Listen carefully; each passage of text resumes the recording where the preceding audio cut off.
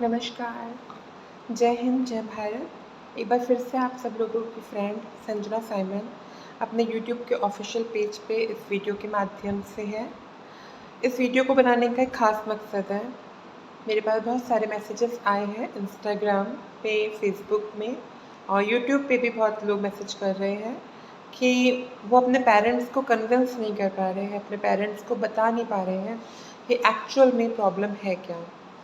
क्योंकि जब हम जेंडर डिस्फोरिया की बात करते हैं तो ये प्रॉब्लम जो है अमूमन लड़कों में या लड़कियों में होती है और वो इसको इस तरीके से व्यक्त करते हैं कि हम वो नहीं हैं जो दूसरों को दिख रहे हैं।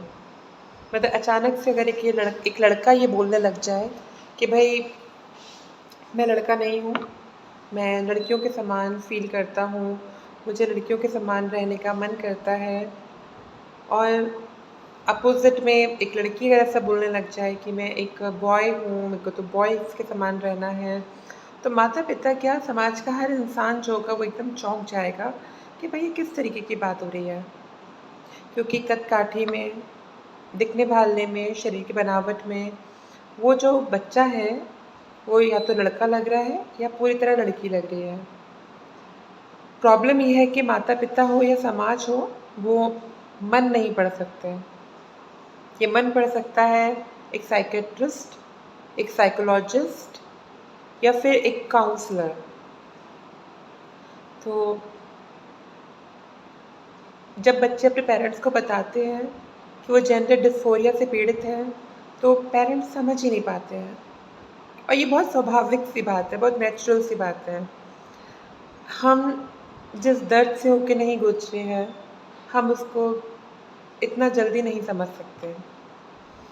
तो ये वीडियो बस इसी टॉपिक के ऊपर डिपेंड करती है, इसी टॉपिक पे ही आधारित है कि जो बच्चे जेंडर डिस्फोरिया से पीड़ित होते हैं, वो किस तरीके से फ़र्स्ट ऑफ़ ऑल तो अपने आप को आइडेंटिफ़ाई करें, सेकंड वो किस तरीके से अपने पेरेंट्स को ये बात बताएँ और थर्ड अगर उनके पेरेंट्स नहीं मानते हैं, तो क्या स्ट्रैटेजीज़ रहेगी आपकी, आपके ट्रांसफ़ॉर्मेशन को कंप्लीट करने के लिए।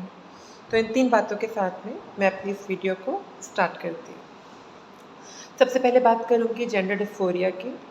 तो dear children, dear parents and my dear transgender sisters, जो जेंडर डिस्फोरिया एक डिज़ीज़ है, वो एक ऐसी परिस्थिति है, एक ऐसी सिचुएशन है जिसमें कि एक लड़का लड़कियों के समान बिहेव करता है और एक लड़की लड़कों के समान बिहेव करती है। एक लड़का जो होता है, वो ऐसा फ़ील करता है कि वो एक महिला है, उसको महिलाओं के परिधान पहनना अच्छा लगता है, उसको किचन में काम करना अच्छा लगता है, उसको छुप-छुप के मम्मी का मेकअप यूज़ करना अच्छा लगता है, मम्मी के वार्डरोब में से प्रिटी-प्रिटी ड्रेसेस पहननी पसंद होती हैं, मम्मी के नेल पेंट को लगाना पसंद होता है। अगर मम्मा को ज़रूरत भी नहीं है किचन में, तो भी खड़े होके मम्मा की हेल्प करने की मन करता है।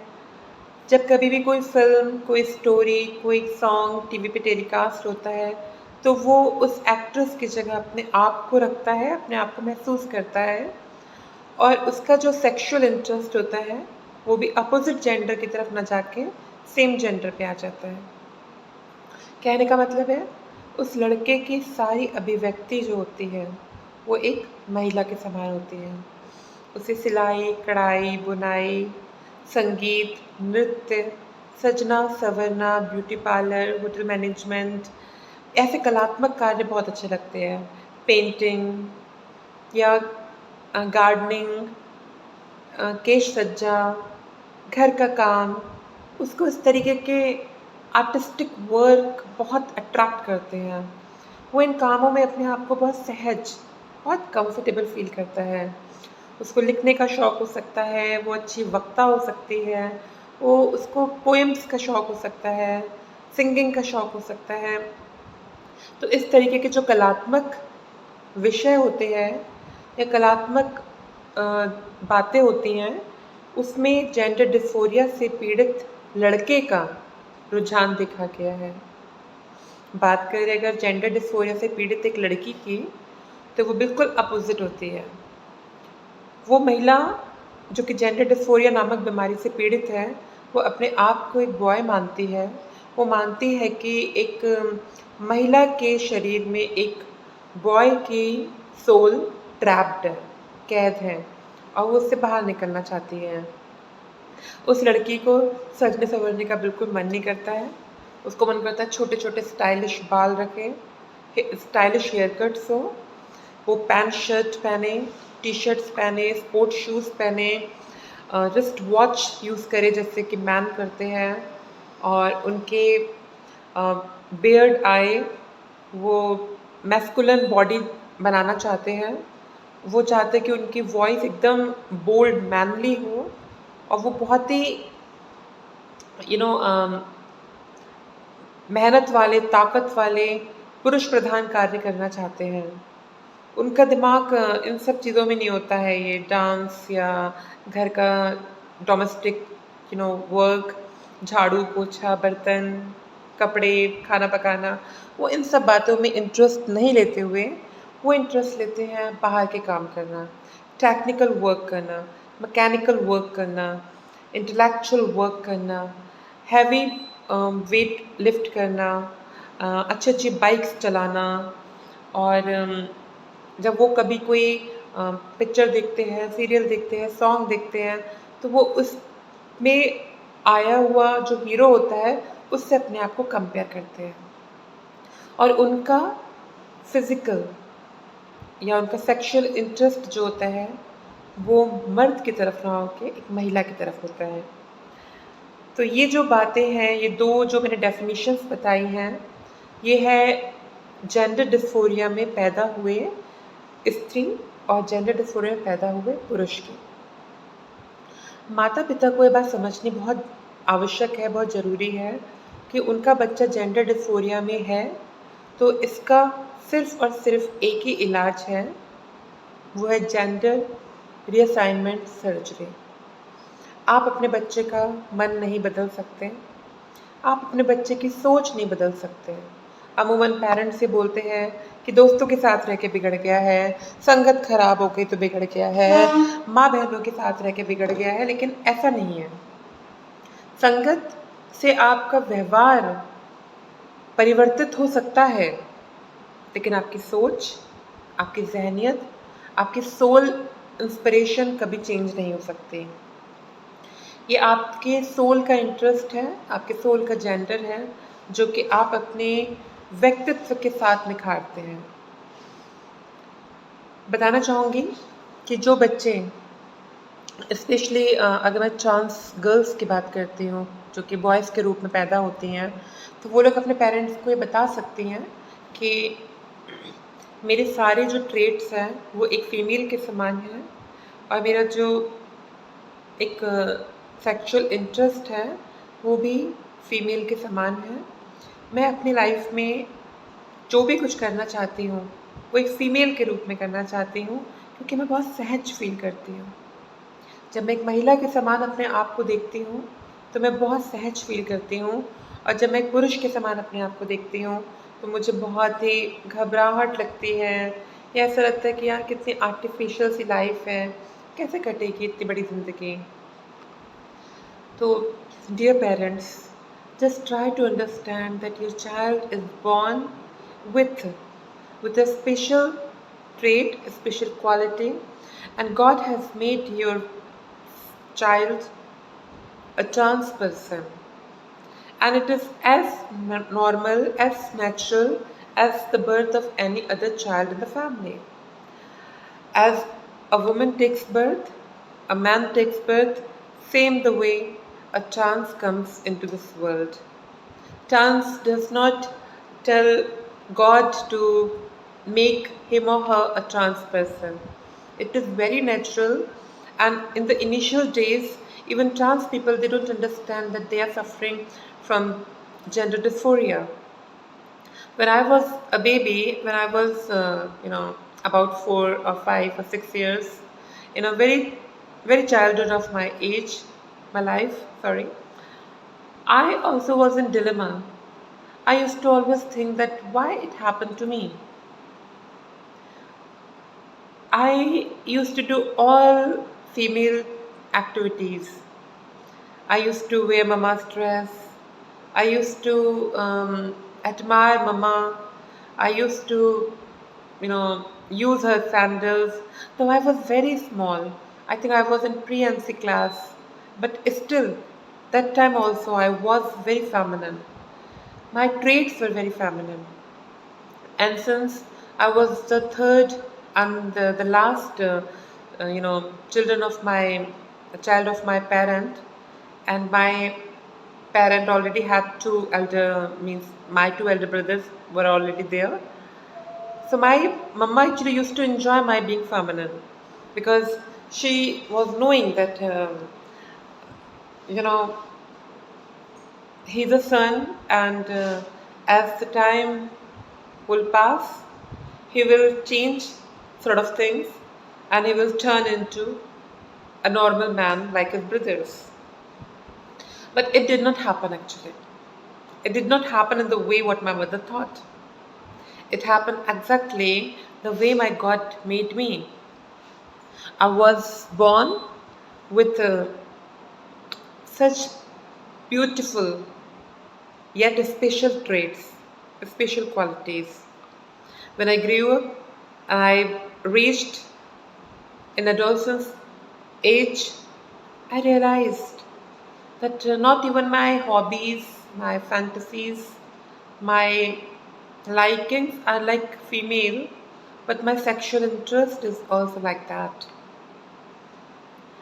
In initial days, I thought that I am a homosexual person, I am a gay. I used to think this because I was not aware with the gender dysphoria and what is trans man and trans woman. Because that time things were not that available. Research was not that made and was not available. So I was not knowing actually. Now things have been changed. The world is really, you know, working hard for the upliftment of transgender community and for the upliftment of LGBTQ community. So now things are very like normal. People know about these things. You can see things on YouTube, in Instagram, in Google. You can search. But in my time, it was not there.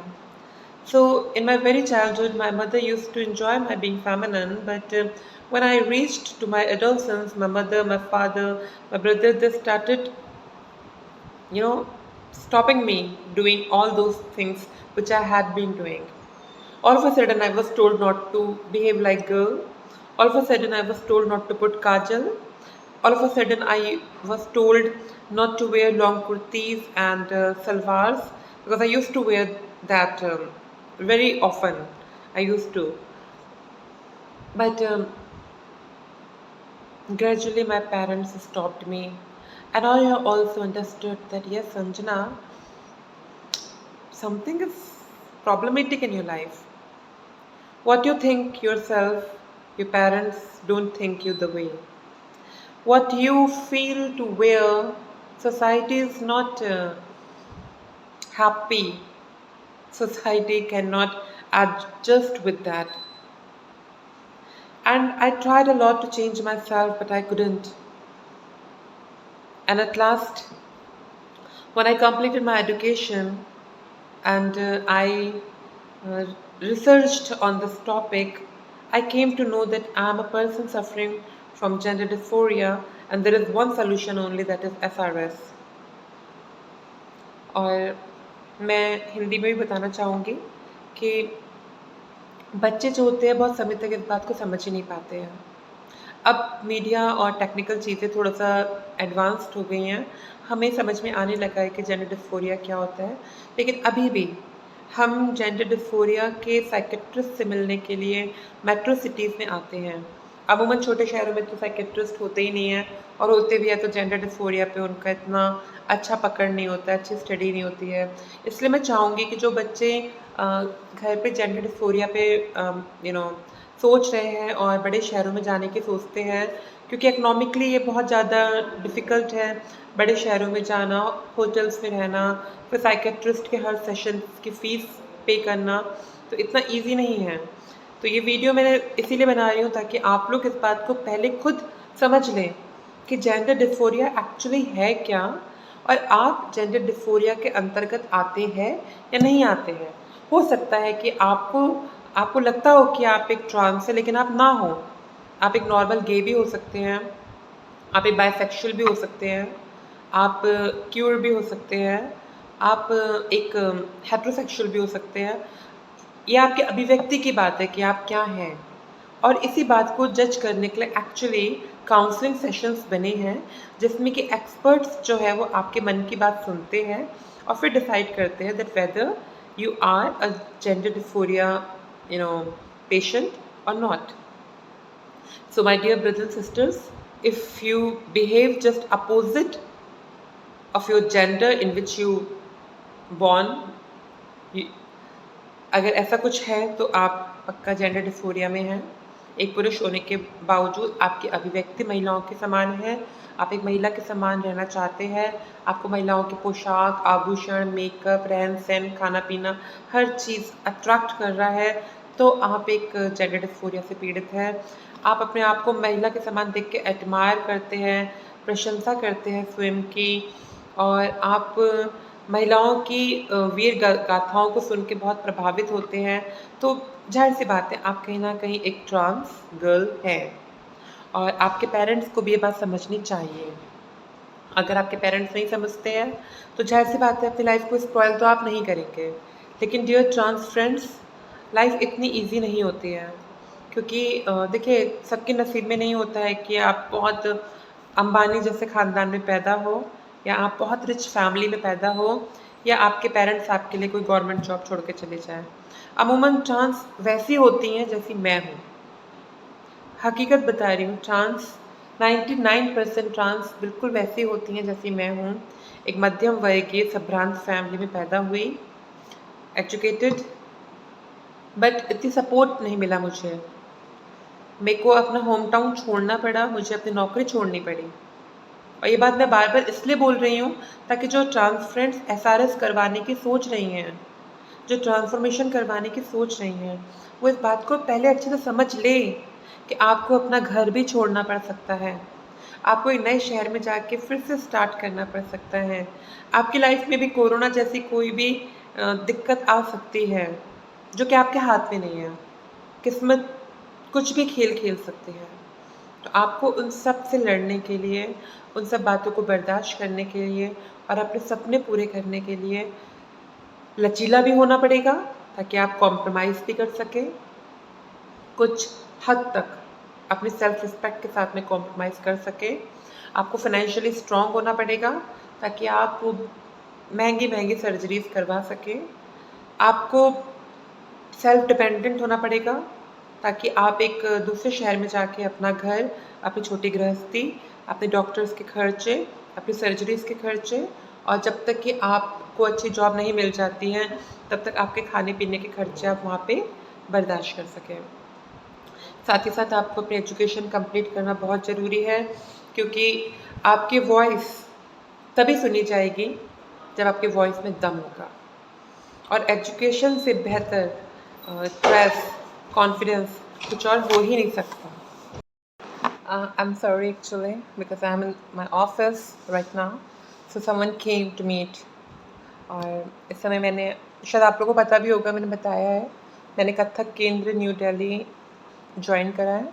और ये कथक केंद्र जो है ये संगीत नाटक academy Bharat सरकार की एक ऑटोनॉमस बॉडी है, उसके अंतर्गत काम कर रही है। और अगर आप लोग भी कथक में एक्सपर्ट हैं और आप ट्रांस हैं तो अपने रेज्यूम्स भेजिएगा मुझे। मैं ज़रूर कोशिश करूँगी कि यहाँ पे आप लोग का कोई प्रोग्राम करा सकूँ या वर्कशॉप वगैरह करा सकूँ। और भगवान की बहुत अति महान कृपा है कि बचपन से मैं चाहती थी कि मैं कथक सीखूँ, मैं डांस करूँ, और ईश्वर मुझे उसी दुनिया में लेके आ गए। मेरे आलोचकों का ऐसा मुँह बंद किया जो मैंने कभी सोचा भी नहीं था। कुछ लोग हैं जो कि हमेशा मेरे अंदर बुराई ढूँढते रहते हैं, सिर्फ़ बुराई। मुझे कोई अवार्ड मिलता है तो उनका कोई वीडियो नहीं आता। मुझे कोई अच्छी पोस्ट पे मैं जॉब करती हूँ, जैसे कि पिछले साल मैंने एक एनजीओ में एज़ अ मैनेजर वर्क करना स्टार्ट किया। मैं काफ़ी महीने मैंने वहाँ पे काम करा, तो किसी का कोई एप्रिसिएशन, कोई तारीफ़ के 2 शब्द नहीं आए, कोई अच्छी बात किसी ने नहीं कही। लेकिन मैंने अपनी मजबूरी में कुछ ट्रांसजेंडर्स के साथ में वर्क करा, तो लोग ऐसे बढ़-चढ़ के रानी लक्ष्मीबाई के समान झांसी की रानी बन के ऐसे तलवारें ले-लेके मुझे प्रहार करने पे आ गए, मेरे चरित्र की त्राहि-त्राहि करने आ गए। तो मैंने फ़िलहाल उन उन लोगों की तुलना उन मक्खियों से करी है, उन गंदी मक्खियों से करी है, जो एक खूबसूरत इंसान, खूबसूरत चीज़ को छोड़ के कूड़े पे बैठ जाते हैं। उन्हें कूड़े में ही बैठना पसंद है। उन्हें अच्छा कुछ नहीं दिखता, उन्हें दिखता है तो सिर्फ़ बुरा, क्योंकि वो बुरा देखने की ही इच्छा रखते हैं। उनका मन होता है कि यार इसके साथ बुरा कब होगा? ये बुरा कब करेगी? बुरा करेगी तो हम प्रहार करेंगे। अच्छा कर रही है तो ऐसे मन में सोच के रह जाते हैं कि हाय अच्छा क्यों कर रही है? कैसे अच्छा कर सकती है? अच्छा नहीं होना चाहिए इसकी लाइफ़ में। तो कुछ लोग ऐसे भी हैं। ख़ैर छोड़िए इन सब बातों को।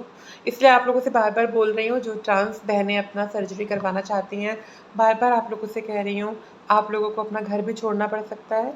एक नए शहर में अपनी शुरुआत करनी पड़ सकती है। अकेले भी रहना पड़ सकता है। हो सकता है कि फैमिली वाले फ़ोन भी ना करें, बातचीत भी ना करें।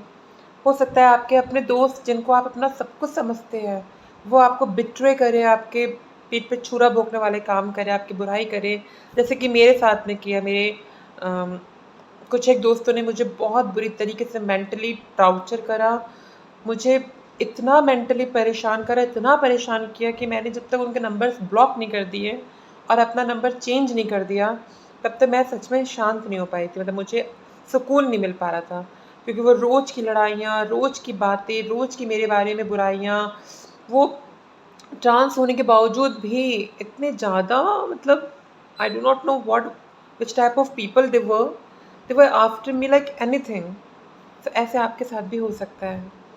इसलिए अपने आप को फाइनेंशियली स्ट्रॉन्ग कीजिए, एजुकेटेड कीजिए, अपने पेरेंट्स को कन्विंस करने की कोशिश करिए, नहीं होते हैं तो अगर आपको घर छोड़ना पड़े मजबूरी में या आपको अपने ट्रीटमेंट के लिए बाहर आना पड़े, तो देखिए मैं बार-बार कह रही हूँ, हर दूसरी लाइन में बोल रही हूँ, फाइनेंशियली अपने आप को बहुत स्ट्रॉन्ग करना शुरू कीजिए।